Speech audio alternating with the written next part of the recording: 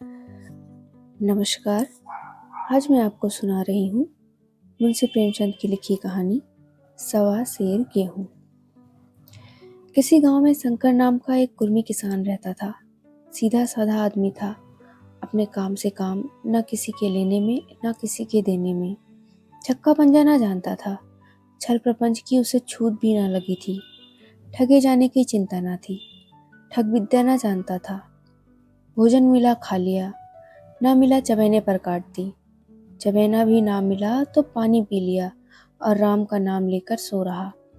किंतु जब कोई अतिथि द्वार पर आ जाता था तो उसे इस निवृत्ति मार्ग का त्याग करना पड़ता था। विशेषकर जब साधु महात्मा पदार्पण करते थे तो उसे अनिवार्यतः संस्कारिकता की शरण लेनी पड़ती थी। खुद भूखा सो सकता था, पर साधु को कैसे भूखा सुलाता? भगवान के भक्त जो ठहरे। एक दिन संध्या समय एक महात्मा ने आकर उसके द्वार पर डेरा जमाया। तेजस्वी मूर्ति थी। पीतांबर गले में, जटा सिर पर, पीतल का कमंडल हाथ में, खड़ाऊं पैर में, ऐनक आंखों पर। संपूर्ण वेश उन महात्माओं का सा था जो रईसों के प्रसादों में तपस्या, हवा गाड़ियों पर देवस्थानों की परिक्रमा और योग सिद्धि प्राप्त करने के लिए रुचिकर भोजन करते हैं। घर में जौ का आटा था, वह उन्हें कैसे खिलाता? प्राचीन काल में जौ का चाहे जो कुछ महत्व रहा हो, पर वर्तमान युग में जौ का भोजन सिद्ध पुरुषों के लिए दुष्पाच्य होता है।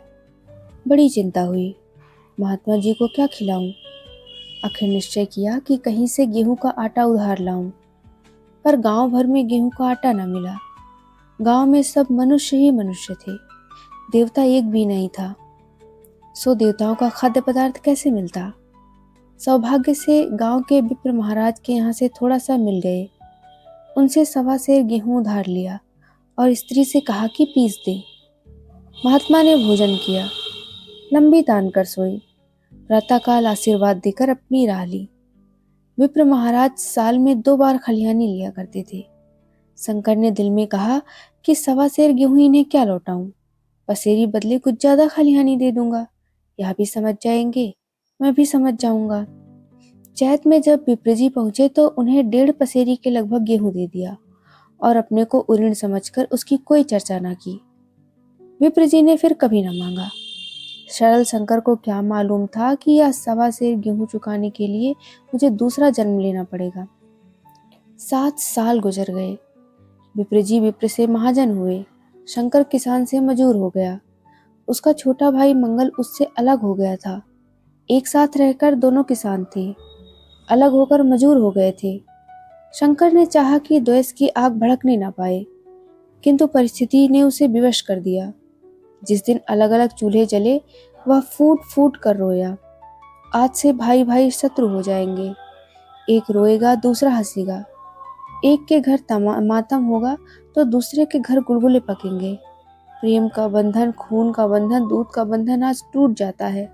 उसने भगीरथ परिश्रम से कुल मर्यादा का वृक्ष लगाया था, उसे अपने रक्त से सींचा था। उसको जड़ से उखड़ता देखकर उसके हृदय के टुकड़े हुए जाते थे। 7 दिनों तक उसने दाने की सूरत तक ना देखी। दिन भर देर की दोपहरी में काम करता और रात को मुंह लपेटकर सो रहता। इस भीषण वेदना और दुस्सह कष्ट ने रक्त को जला दिया, मांस और मज्जा को घुला दिया। बीमार पड़ा तो महीनों खाट से ना उठा। अब गुजर बसर कैसे हो? 5 बीघे के आधे रह गए, एक बैल रह गया। खेती क्या खाक होती। अंत को यहाँ तक नौबत पहुंची कि खेती केवल मर्यादा रक्षा का साधन मात्र रह गई। जीविका का भार मजूरी पर आ पड़ा। 7 वर्ष बीत गए। एक दिन शंकर मजूरी करके लौटा तो राह में विप्र ने उसे टोक कर कहा, ओ शंकर, कल आकर के अपने बीज बैंक का हिसाब कर ले। तेरे यहाँ 5.5 मन गेहूं कब के बाकी पड़े हुए हैं और तू देने का नाम नहीं लेता। हजम करने का मन है क्या? शंकर ने चकित होकर कहा, मैंने तुमसे कब गेहूं लिए थे जो 5.5 मन हो गए? तुम भूलते हो, मेरे यहाँ किसी का छटाक भर ना अनाज है, ना एक पैसा उधार। विप्र, इसी नियत का तो यह फल भोग रहे हो कि खाने को नहीं जुड़ता। यह कहकर विप्र जी ने उस सवा सेर गेहूं का जिक्र किया जो आज के 7 वर्ष पहले शंकर को दिए थे। शंकर सुनकर अवाक रह गया। ईश्वर, मैंने इन्हें कितनी बार खलिहानी दी, इन्होंने मेरा कौन सा काम किया?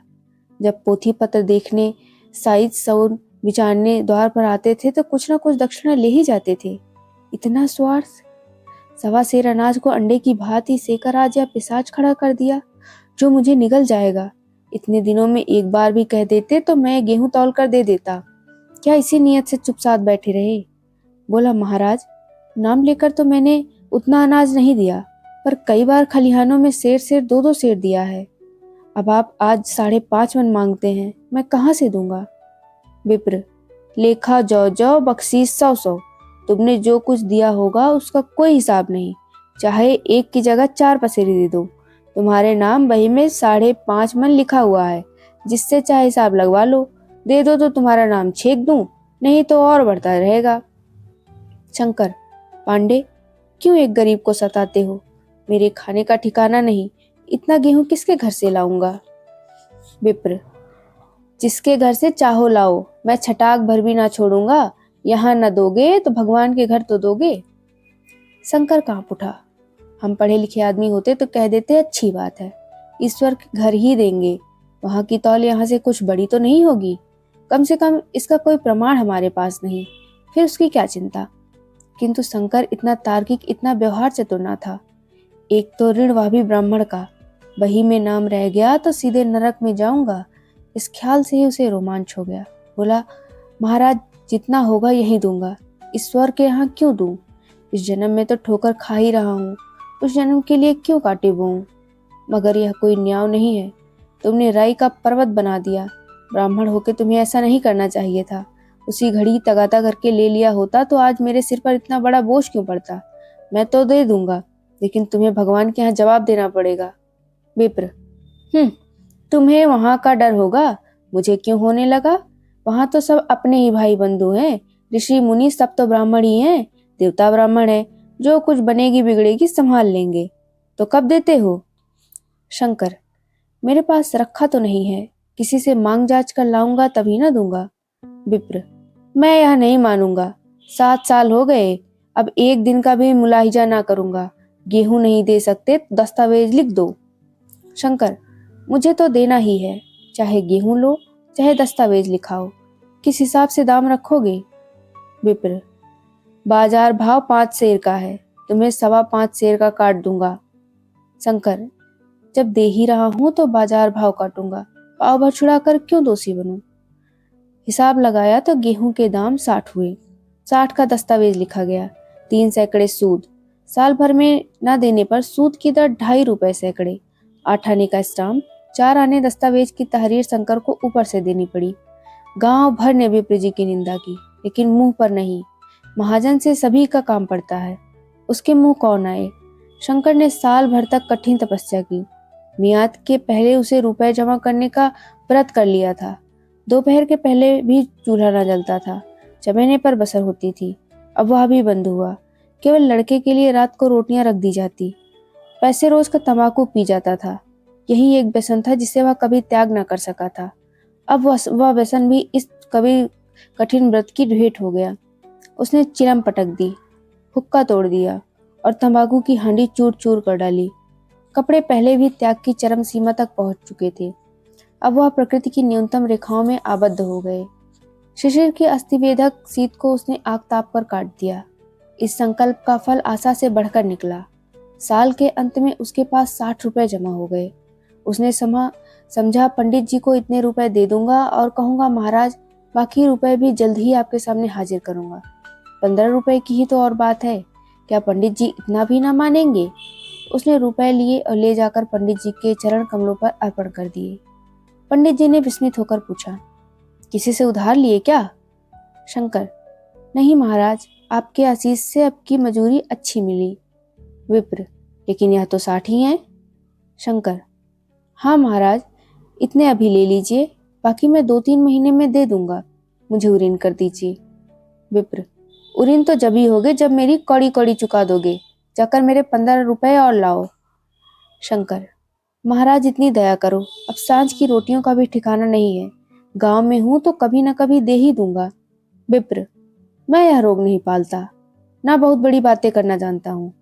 अगर मेरे पूरे रुपए ना मिलेंगे तो आज से 3 रुपए सैकड़े का ब्याज लगेगा।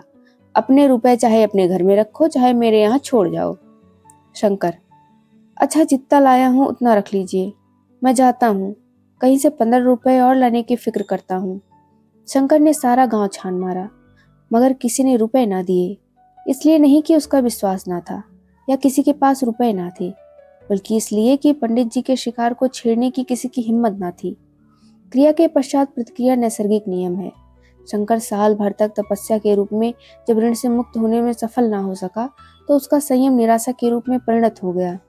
उसने समझ लिया कि जब इतना कष्ट सहने पर भी साल भर में 60 रुपए से अधिक ना जमा कर सका, तो अब और कौन सा उपाय है जिसके द्वारा दूने रुपए जमा हो।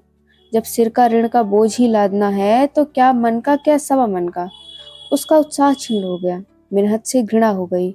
आशा उत्साह की जननी है, आशा में तेज है, बल है, जीवन है। आशा ही संसार की संचालक शक्ति है। शंकर आशाहीन होकर उदासीन हो गया। वह जरूरतें जिसको उसने साल भर तक टाल रखा था, अब द्वार पर खड़ी होने वाली भिखारिणी ना थी, बल्कि छाती पर सवार होने वाली पिशाचिनी थी, जो अपनी भेंट लिए बिना जान नहीं छोड़ती। कपड़ों में चकत्तियों के लगने की भी एक सीमा होती है। अब शंकर को चिट्ठा मिलता तो वह रुपए जमा ना करता, कभी कपड़े लाता, कभी खाने की कोई वस्तु। जहाँ पहले तंबाकू ही पिया करता था, वहाँ अब गांजे और चरस का चस्का भी लगा। उसे अब रुपए अदा करने की कोई चिंता न थी। मनोज के ऊपर किसी का एक पैसा भी नहीं आता। पहले जुड़ी चढ़ी होती थी, पर वह काम करने अवश्य जाता था, पर अब काम पर न जाने के लिए बहाना खोजा करता। इस भांति 3 वर्ष निकल गए। विप्रजी महाजन ने एक बार भी तकाजा न किया। वह चतुर शिकारी की भांति अचूक निशाना लगाना चाहते थे। पहले से शिकार को चौंकाना उनकी नीति के विरुद्ध था। एक दिन पंडित जी ने शंकर को बुलाकर हिसाब दिखाया। 60 रुपए जो जमा थे, वह मिनाहा करने पर अब भी शंकर के जिम्मे 120 रुपए निकले। शंकर, इतने रुपए तो उसी जन्म में दूंगा, इस जन्म में नहीं हो सकते। विप्र, मैं इसी जन्म में लूंगा, मूल न सही सूद तो देना ही पड़ेगा। शंकर, एक बैल है, वह ले लीजिए, और मेरे पास रखा ही क्या है। विप्र, मुझे बैल बधिया लेकर क्या करना है, मुझे देने के लिए तुम्हारे पास बहुत कुछ है। शंकर, और क्या है महाराज।